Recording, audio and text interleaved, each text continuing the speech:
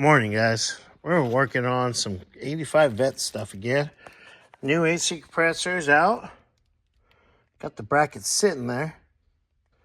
But we are going to clean up the bolts and get them ready and put that together.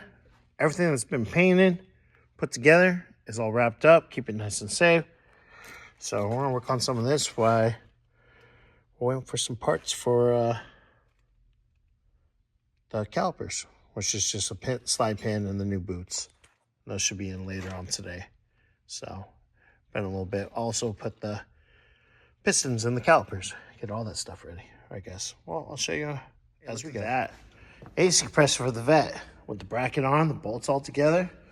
So get that wrapped up real quick and bubble wrapped. I do have water pump pulley bolts.